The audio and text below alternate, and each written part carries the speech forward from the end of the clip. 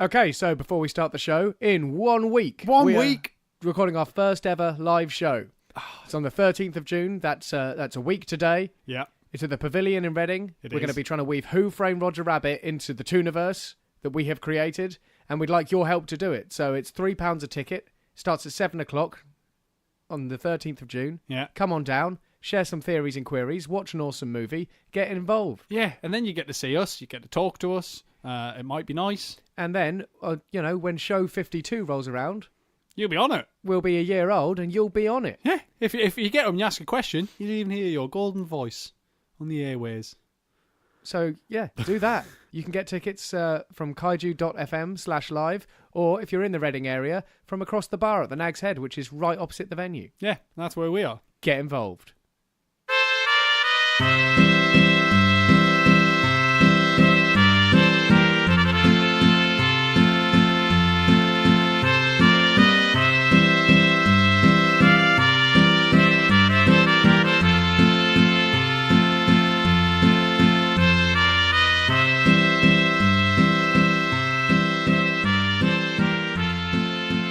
Hello and welcome back to the Space Jam Continuum, the show where we try to make a cohesive cinematic universe out of something that was never meant to be one. I'm Chris McLennan. I'm Carl Noble. And the summer's here and I sneeze all the time. Yeah, that is happening a lot to you. Yeah, I don't like it. Is it going to happen a lot? I think it might, yeah. During the course of the show, do you think? Oh, yeah, I think so, yeah. For the next couple of weeks at least. Wow. I reckon it's going to be, I mean, there's not that much pollen in my house. Yeah, it's looking pretty good. I mean, the fact that we have to shut all the windows so there's not street noise and wind. Yeah, and that's kind of helping. That's helping. I haven't sneezed since I've been in here, I don't think. No. So that's a good And run. I do try to keep a fan on, so there's always like some level of, positive pressure. But yeah, my nose is allergic to summer. Cal's, most of him, just hates it. Oh, God, it's just too much. We're chirpy people. Oh, we're really happy, but that's a good thing because at least once a week we get to sit in here, close all the curtains, shut all the windows, make it as cold as we possibly can, and watch cartoons. Yeah. And, But it also means in the winter, we're veritable beacons of sunshine. Oh, we love it. Everyone else is, oh, no, wish it was summer. And we're I like, hate the snow. Yeah! It's amazing. Because, like, when else can you walk around, drink mulled wine in the middle of the street, and, no one bats an eyelid. Do that in the middle of summer, people think you're weird. Top tip, get a thermos full of mulled wine. Yeah. It's a life of Riley. Get a thermos and make some mulled wine and put it in. Yeah. They won't sell you one free No, mulled. they won't. And, I mean, it might be a bit warm to do that now. Yeah, but, don't do it now. But chilled white wine in the thermos, out and about, would work just as well. So there you go. That's our top tip for the week. It's only a week till our live show, Cal. I know. I'm really looking forward to it. I am not ready. Well, I mean... Well, actually, no. I am ready. Yeah, I'm definitely ready. Some aspects are not ready. Yeah, so some aspects aren't ready, but I think we're about as prepared as we can be, really. Because, I mean, I know it sounds, because of just how seamless it is, that this is slightly scripted. It's not. Like we wing it, and that's all we've got to do on the night. Do you think it sounds seamless? Yes. Yes, I do. I think it sounds like two people waffling on in a room. Seamless waffling. It is seamless waffling. I mean, because I do very little editing work. I've never seen any seams. Yeah. There's a good reason for that. But, for that, we need a constant influx of cartoons. Yeah. So I think it's probably a good idea if we jump right into one. Open the Toon Sluice. Yeah. That's my new name for the portal. Do you like it? Sounds horrid. Yeah. Toon Sluice. You can't say it. It's also good I like it slightly. because when you start saying it, people think you're going to say sleuths and it's going to be fine. Yeah. But then you don't. No, you don't. No. So we stopped an episode early last week so we could open on a good Bugs number this week. So we're going to be watching Rhapsody Rabbit. It's a Bugs number from November 9th, 1946. What is interesting is they haven't went for the classic Whapsody Wabbit. But that's probably because Elmer's not in it. Yeah, also I think Rhapsody's tricky enough word for already. You don't need to be making it completely illegible. No, that's fair enough. Okay, so let's give it a go. We're watching Rhapsody Rabbit from November 9th, 1946.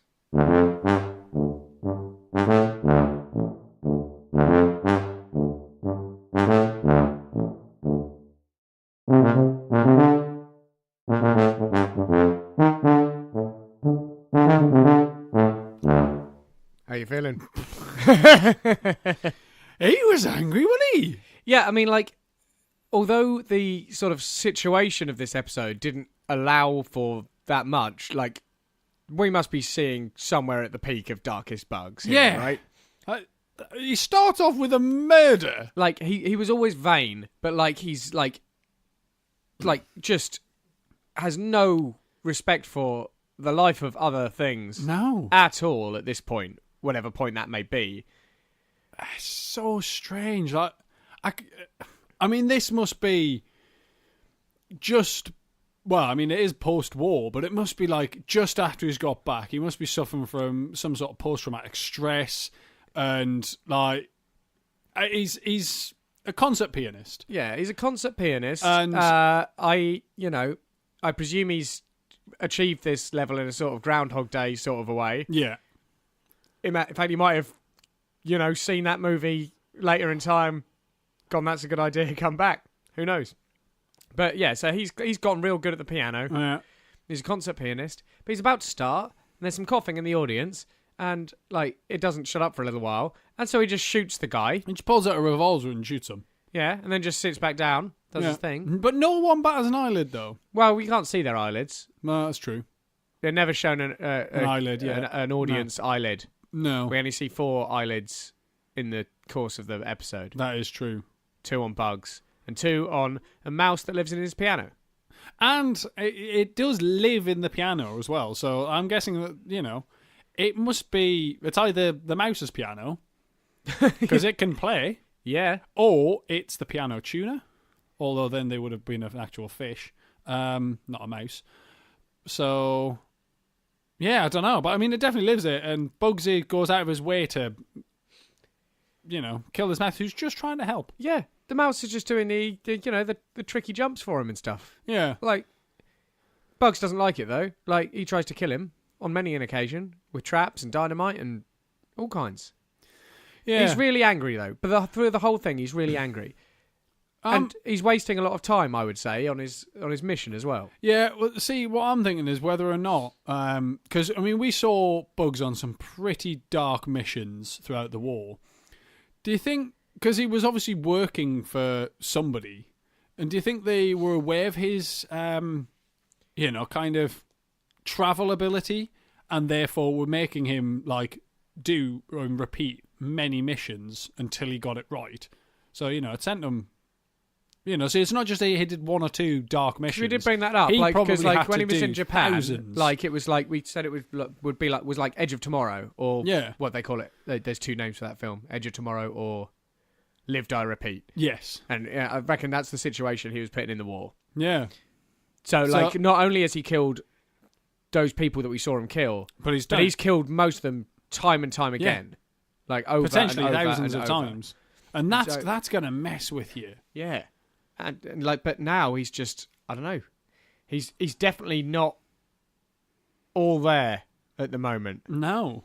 He needs a friend. Yeah, like at some point we're going to have to see the redemption of Bugs. Yeah, I hope so. Do you think there's an episode called Redemption Rabbit? I hope we don't get to Space Jam and find out the aliens were the good guys. Oh, man. Oh, wouldn't that be weird? But yeah, I don't think this answers much. It was just I would say... Just his demeanour seemed worse than even in the episode where he's killing the Japanese. Yeah, he was so dark. Like, oh God, he'll just because this just says to me that a Bugs from around this point in the timeline will just shoot someone for a minor irritation. Yeah, like, I mean, I'm kind of rooting for Elmer to actually get him at this point. Yeah, and I think. I'm sure Elmer has to be involved in Bugs sort of coming back to his senses, but look, we're not going to see that here, so I think we should move on. So do you think Elmer is to Bugs what Daffy was to Porky? Yeah, I think so, and I think we're seeing, like, it's interesting that in both of those relationships, the one who we didn't think was, like, the good one is actually like, oh, thank God. Yeah, good thing you're here to balance it all out. Yeah. Well... But yeah, right now I think we need to move on. I think we should. To an episode called Roughly Squeaking, and it's Claude, Hubie, Bertie, and Hector. So yeah, Claude's the cat, Hector's the bulldog, Hubie and Bertie have been mice until now. And I mean, but we've we seen know things that Switch change. is about. Yeah, we do. So let's go for that then. Join us in watching Roughly Squeaking from November 23rd, 1946. This is the last one in 1946. It is.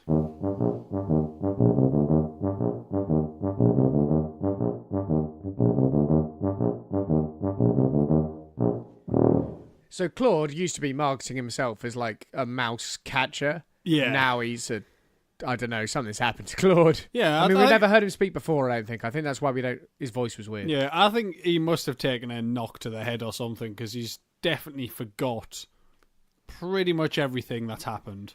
Yeah. Like, because he's asleep, and Hubie and Bertie are trying to steal cheese.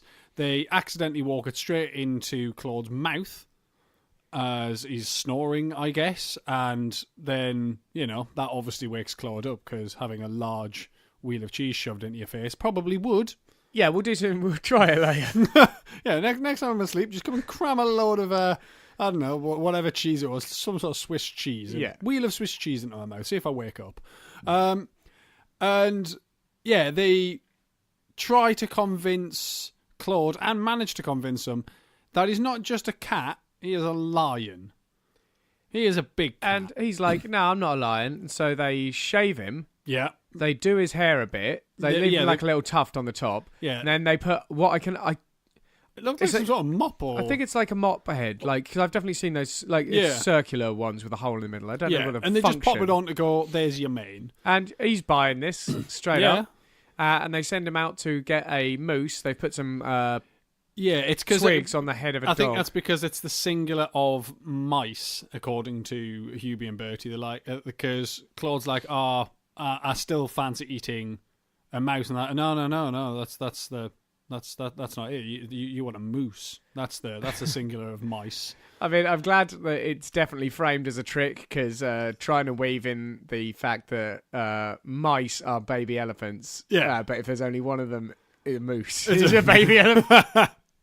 That's iffy. You're either going to have like a litter of mice, or one moose. Or you're just going to have one moose. Oh God, I feel really full. Like, I do hope it's at least twins, so that they're just coming out individually like some sort of scattergun. But as their moose, like some sort of scattergun, boom, like that, firing them individually. Okay. I don't know how birth works. Luckily, we don't have to worry about any of that. It's becoming increasingly apparent. In their world, obviously. So they decide, while Hector's asleep outside, to put like twigs on his head. Branches on his head. Yeah, and they tell Claude that Hector is a moose and to go get him. Yeah. Hector, in this regard, is an anomaly with the rest of the Tooniverse, because he looks in the mirror and he sort of sees it. He goes, "Oh yeah, I'm a moose," but he doesn't alter his behaviour at all. He just goes, "I still feel like a dog, and I still don't like cats," and then just starts punching. Yeah, she starts wailing. He just gets him in a headlock and starts punching him. Yeah. There's a bird that in this all the way through that keeps looking down, going like just a real perplexed look on his face throughout the whole thing, and like, and we'll find out for why later on. But like, so they sort of repeat this process, telling them that Hector is a gazelle. But they do try to convince Hector to act like a gazelle using sleep hypnosis. Yeah. Now, what I like is Hubie and Bertie at this point could have just ran off with the cheese at any point, but like every good tune, they always follow through with a gag. Like they just hang around. They're like, "Nah, gotta see where this goes. Let's keep it going," and they do to great length. I've just tipped tea all down myself. Any particular reason? Hot day, isn't it? It's a hot day. I want to get covered in some lukewarm tea. Lovely. No, sorry. That's quite right. So yeah, like they really follow through with the gag. So they use some sleep hypnosis on Hector, try to convince him he's a gazelle, and he starts running away from Claude as Claude's chasing him, round and round a tree, to the point where Claude catches him, starts chewing on his leg, and Hector perfectly reasonably just goes, "Look, both me and you know something isn't right here. Yeah. And there's only one way to fix it." And then they agree, and then he just chases Claude just for a starts bit. and boots him. And then he's like, as Claude's flying through the air, the bird again sees a flying cat dressed as a lion, and it's just like, what? Yeah. Like, So this sort of goes on, and then the last thing they try to convince Claude that Hector is a pelican. yeah. And he goes, who said I was a pelican? And he points over at the mice and say they did. And they just go, yeah, you're a pelican. Yeah. And they just pelican. drift off down a hole with the cheese. And that's Yeah. the last you see of them. And then he goes, if I were a pelican, wouldn't I have a fish in my mouth? Yeah. And then he opens his mouth and he's got a fish And in his mouth. there's just a whole fish in there. Yeah, and then The bird from a the tree bird from the plucks tree all starts of its... ripping his feathers out. Yeah. And then it cuts back to Hector and Claude, and Hector says, oh God, I am a pelican. Yeah. And then this bald bird who's just ripped all his feathers out just turns up with a plate around his waist. Yeah, with two some, holes cut in as well, two so his holes cut legs in can his stick legs, out. Yeah, and like a garnish, like some veg. Yeah. And just goes, and I'm a Thanksgiving turkey. Gobble, gobble, gobble, gobble. And that's the end. And flies off. How does he fly off with it? He's ripped all his feathers out. How is he And flying? he's got a plate as a China skirt. plate. But what, like, in the last minute of that episode, I have no idea what happened. I don't know. It is the first episode where Hector talks, though. Yeah, and he's a level-headed dude. He is. I hold high hopes for Hector in the future of I do. maybe bringing some people's, adrenaline down a bit, maybe Yeah. calming them down. Just And hopefully making people realise that just because you look like a thing doesn't mean you are that thing. yeah, I'm hoping he's going to do some night classes or something on that Yeah. because I'm sick of seeing it. But that was it was such a weird episode. It was interesting that Claude throughout the whole thing was bald. Yeah, and And I I'm don't guessing still thinks he's a lion. yeah. I mean, he seems to be at least easily reconvinced that he's a lion. Yeah. And Hector just seems like minorly annoyed by the whole thing the whole time. It's just like, stop it. Yeah. But I He's- mean, he is like Claude is tiny by comparison to Hector. So But I it's remember probably Hector like, sort of as being framed as a bad guy in a lot of cartoons. I may be misremembering, but yeah, and no. I think it's because he's in like Sylvester and Tweety, Yeah. and like I always remember him as actually being I think not he's all like- right. I like- think he's just like- at odds like- with yeah. Sylvester. like not a good guy, but he's definitely not a bad guy. But He's I just the one he's always like an annoyed dad. Yeah, Like he's just like, oh, for God's sake, again. yeah, and I'm like. I don't know. I think he's another one of those because up till him having a voice, he's always just been the scary dog. Yeah. And I think it's just going to be another one of those situations where it's like, he was right all along. Yeah.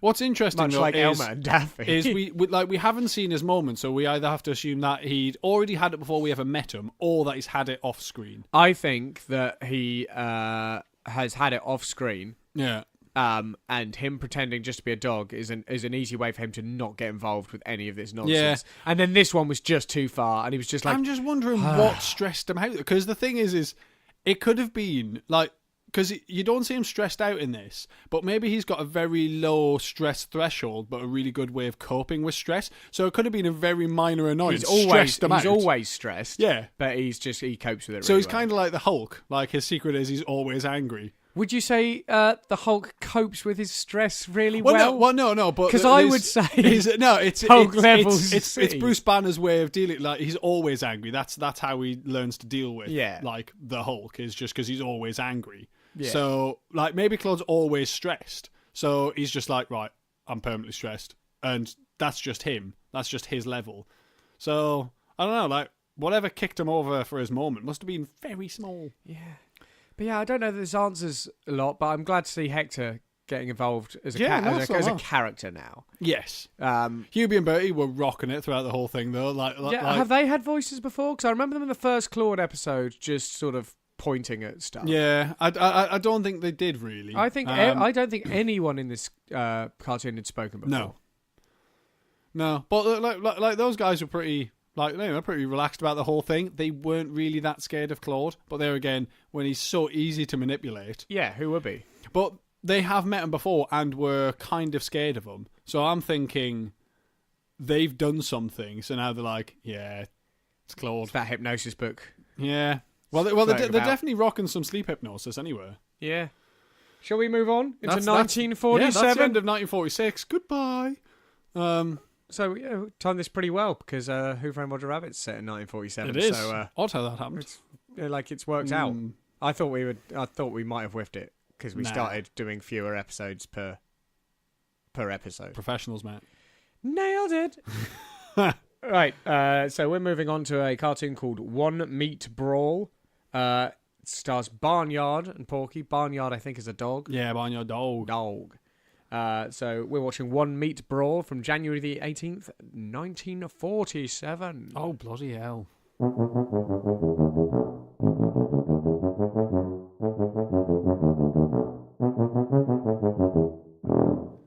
You've got a right face on you, Cal. Yeah, well, there's just a lot of things didn't make very much sense to me there. You looked quite distraught by the end of it. Yeah? None of these are making any sense.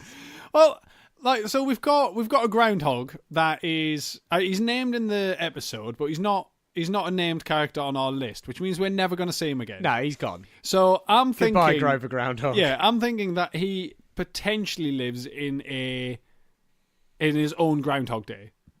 So every day he just that's the way he gets lives. up and does that. Yeah, which means the portal's not going to take any interest because seen it once, no point showing it again. But it must pan out a different way because he was surprised when he went out and everyone started shooting at him. Yeah, maybe maybe his neighbours are just sick of him doing the same thing every day. That's not being in a Groundhog Day experience. That's just doing the same thing every day. If everyone else, like maybe he's living in a groundhog, like not the world, like just him. Maybe he's just every day to him is in just the film Groundhog Day, Yeah, Bill Murray was the only one. Bill Murray, awesome. was the only one repeating the day. Everybody else, so he retained his memory. Yeah. But everyone else was just doing it like it was the first time. Nah, you're talking about some reverse Groundhog Day situation where everybody else remembers it. You're saying that everyone else is in a Groundhog Day situation except Grover Groundhog. No, I'm just saying that Grover Groundhog's just repeating the same thing every day. I think he's just... That's just having a daily routine. That's not a Groundhog Day situation. Yeah. He's a groundhog. He's having a day. I know a lot of people who do the same thing every day. Yeah, I know, but why isn't he in it again? It's odd that they've named him in the cartoon, but he's not named on this and he's never going to be in it again. Well, it just seems alarming. Maybe the portal opened on him and went, actually, that was boring. So, but then we've got Barnyard Dog, who's named Mandrake in this. Yeah, I mean, I don't think he is named Mandrake, but I don't really think he's named anything. I think he's Barnyard Dog. No, he's George. Yeah, I think he's Barnyard Dog. Yeah. And then he can't communicate well enough to really tell anyone his name. Because he just goes, yeah, groundhog, yeah. So they just call him whatever. Yeah. Well, the thing is, I'm sure he definitely ends up with a name other than Barnyard Dog. Because he's kind of mainly in Foghorn Leghorn cartoons. That's where I remember him from. I think he's called Barnyard Dog in the Foghorn Leghorn cartoons. Yeah. I mean, we've only seen him in one so far. I think that's his name. Oh, well. I wonder how he's ended up with Porky in this episode. And also, which Porky? Yeah, I don't know, because it didn't seem very Porky the Fourth, but I mean, it could be any Porky. There's too many Porkies now. Yeah. I'm going to roll with it's Porky the Fourth because, he's hamming up the stutter, and also, it's just, he seems oddly disconnected from the start with what he's gone out to do. He's he just needs a groundhog to complete his collection. He says it in like he's collecting tin soldiers or something. It's it's quite childlike. And he's not like, I'm going out there to kill that groundhog. No. He's just going out to collect one and put it on his farm? He said he's going to stuff it. Oh, God. But, I don't think he's thought he has to kill it. How it gets from him finding a groundhog out with his dog. Yeah. And how it gets to... He is taking a gun, though, so I think he does know he has to shoot it. Yeah, but we've already established that toons have no idea what happens when you point a gun at something and pull the trigger, because they're always so distraught. Yeah. I mean, he's distraught when he thinks Barnyard's eating them. Barnyard's eating the gopher. Yeah. He's mind you, that groundhog does do a very good job of sub-storying. Yeah, he's got a wife and 72 kids. Yeah, he's only 3.5 years old. He has to roll his own cigarettes. His wife has no nylons. Yeah, he doesn't have any polo ponies. Yeah. That seems like you need quite a lot You would. And how would he ride a polo pony? He's a tiny gopher. I don't know. Not a gopher. He's a groundhog. That's He's a groundhog. You've just got obsessed with gophers. I'm getting confused. I mean, I don't think it's going to answer much. I mean, I find it interesting that groundhogs came up so soon after me watching Bugs play the piano and presuming that he's done that in a Groundhog Day style. Yeah. And then it's like, okay, it's groundhogs now. The groundhog shadow moves separately to him. It does. Which we've seen before we've seen it with a reflection in Daffy. Yes. But like the groundhog's power seems to a groundhog shadow seems to be its own creature. That just it lives with the groundhog. It did seem like they're roommates. At the end, though, they all jump into the groundhog's hole, and then on the wall you can see all the character shadows are fighting, and they're all just sat down. And Porky says, shadow boxing, this way nobody gets hurt, and then does some sort of maniacal laugh. Yeah, what I like about that is it's not a specific toon power, it's a skill that can be taught. Yeah. So they've gone home, the groundhog's gone, look, this is how you do it. This is how you separate yourself from the actions of your shadow. Yeah. And then... Well, it's either that or the groundhog has the ability to manipulate shadows. Maybe. Like, not just its own, but just the ability to manipulate others' shadows. Yeah, do you think Porky would be getting the satisfaction out of that, though? Like, because Porky seems to be okay with that. I don't know how, because his aim was a stuffed gopher, and he's not getting a stuffed groundhog, and he's not getting... Yeah. He's not getting one if he just fights it with his shadow. Yeah, but that way no one gets hurt, because I think he was so distraught that he just realised that he can't actually kill this thing to stuff it. I bet they all regret that they weren't taught to just use their shadow to do stuff, like, before the war. Yeah, got to like save a lot of time and Daffy, in his various spy antics, would have, benefited no end from the ability to just send his shadow in. Yeah, but I don't think he would have. I think he's a feathers on duck. Feathers on duck. Yeah, I could see that. Yeah, I don't know this answer very much though. It was nice to. I liked the groundhog though. He was a chancer. Yeah, no, he was good. I liked his sob stories. But yeah, I don't know. If this is adding much to the Tooniverse. It's not really. It was just. I don't know. It was an odd episode. Like there was too many things that are just like, that's just weird. But also too many things that we've just sort of seen before. It's just like, I get it. So let's move on. I think it's a good idea. To the gophers that we keep talking about accidentally. The goofy gophers. So we've got the Goofy Gophers, which stars Goofy Gophers, and Bugs Bunny pops up in a cameo. So join us in watching the Goofy Gophers. In fact, no, we can't. We've got to go to check the Porky Piggy Bank first, haven't we? That's not a bad shout, actually. Join us in a bit for the Goofy Gophers. Yeah, but join us immediately. Yeah. Because we're going to go and rattle a Porky Piggy Bank.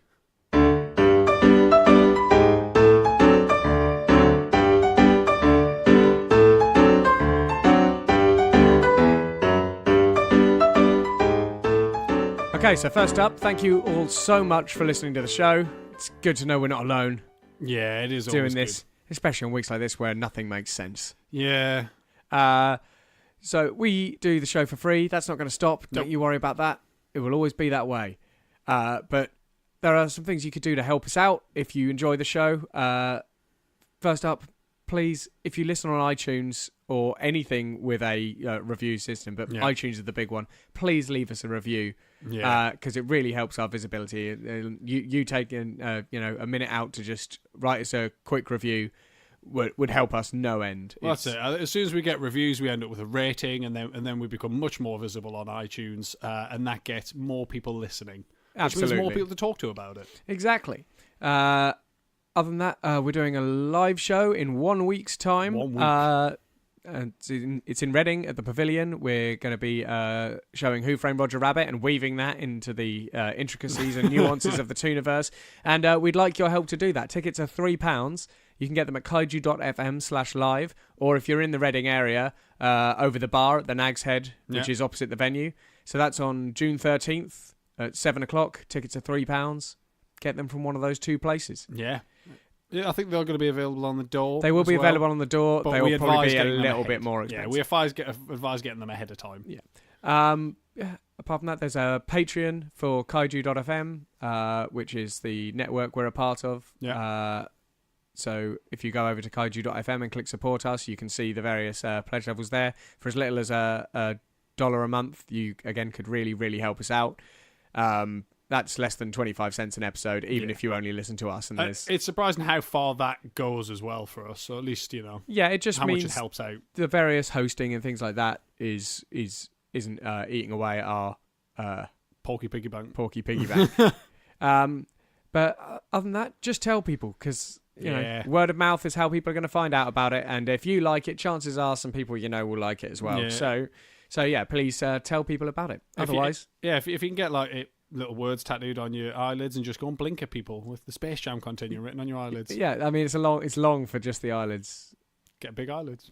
If you had the on one side and the Continuum on the other side, and then you just had Space Jam on your eyelids, that'd be amazing. Because people they go, "Why have you got the Continuum?" It's and then just blink at them, and they're going to be like, yeah, Space Jam Continuum. Yeah, do that. So yeah, that's the fifth and final option. Otherwise, let's get back to some cartoons, which I've already sort of introduced, but then remembered that this was part of the show. Okay, good plan.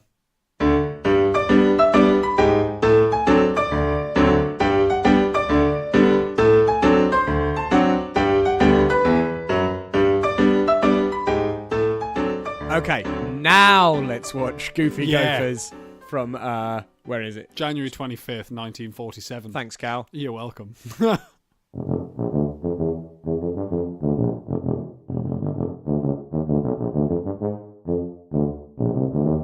So those guys are great. Yeah, they are awesome. They're my favourites for a while. They're very camp. The Goofy Gophers, they're very camp. Yeah. They're but they're just pretty blasé. They're just stealing a load of crops from a farm and causing a hard time for the dog who's presumably been brought in for this specific purpose. Yeah. They're great. Like, I love them. They are hilarious.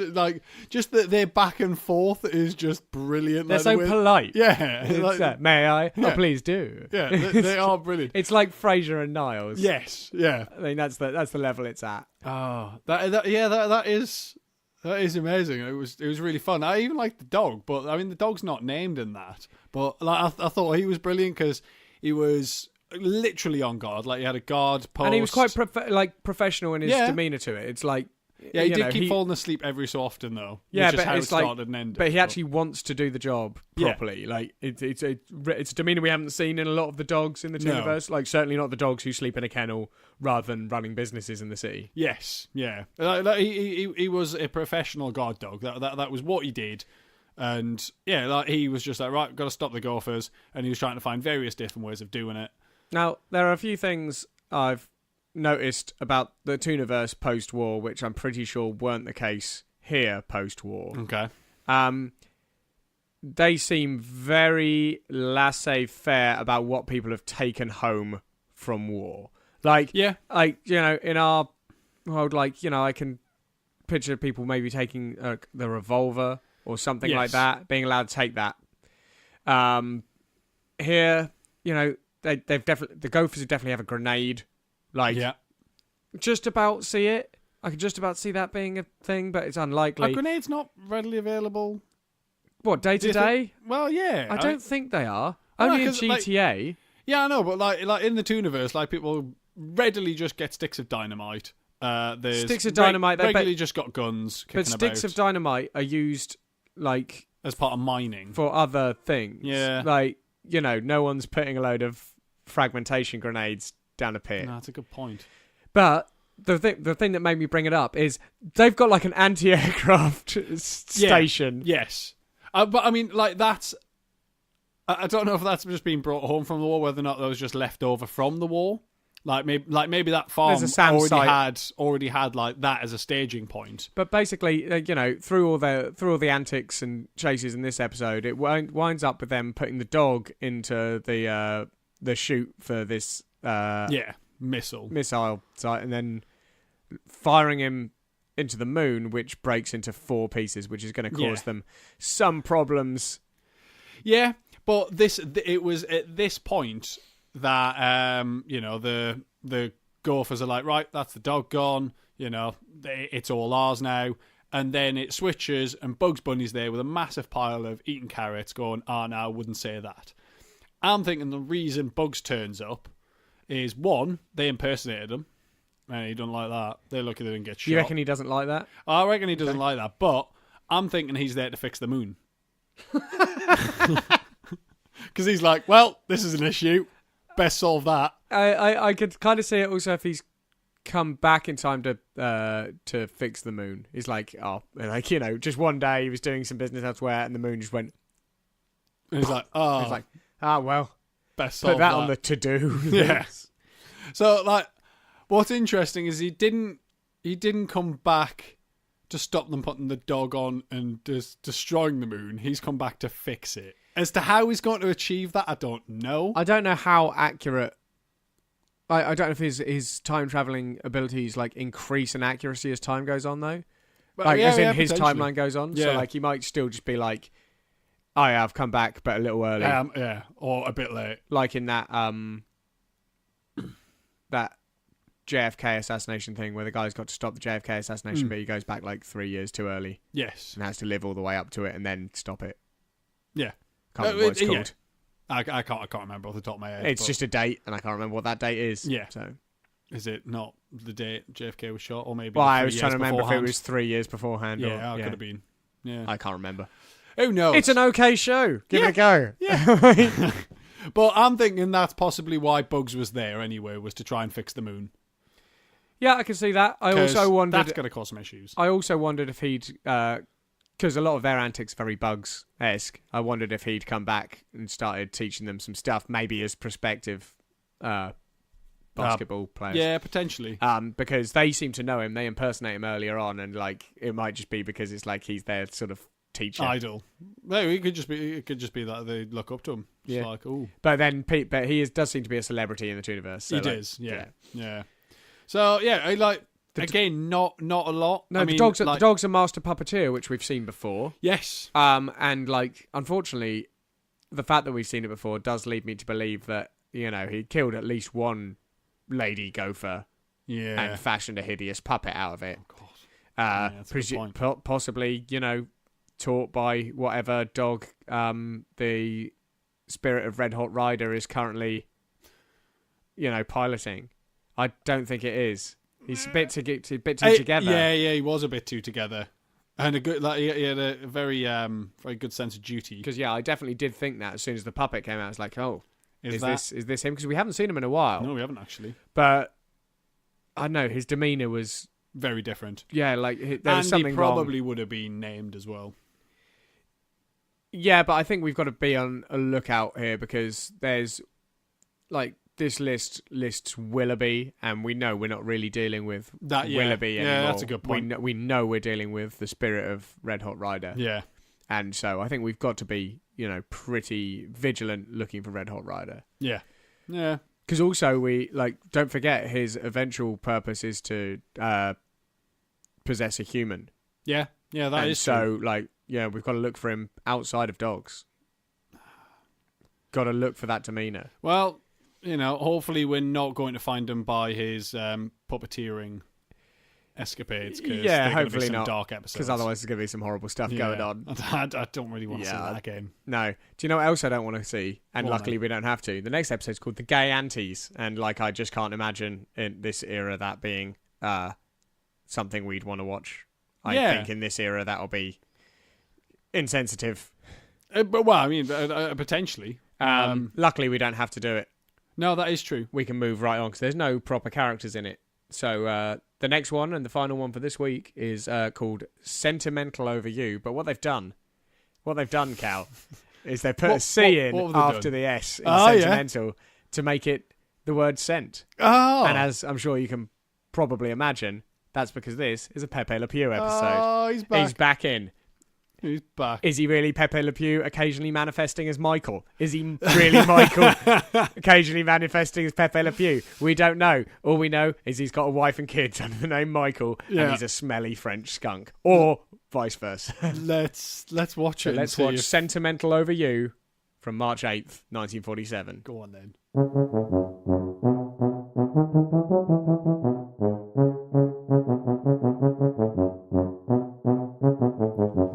Pepe Le Pew's tastes are more exotic than I thought they were. Yeah.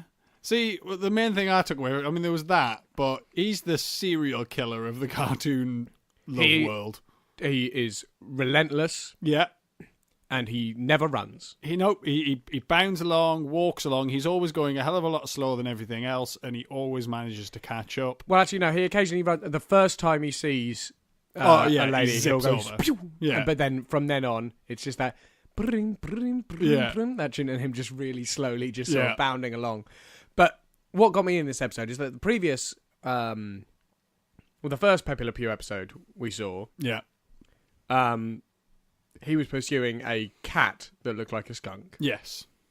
And in this one, he was pursuing a dog that looked like a skunk. Yeah. Now, the clincher here for me is that at the end of this one, the dog takes off like the outfit and goes, look, I'm a dog. Yeah. And then Pepé Le Pew goes, oh, but I know this is perfect. And he takes off his skunk outfit and he's also a dog. Yeah.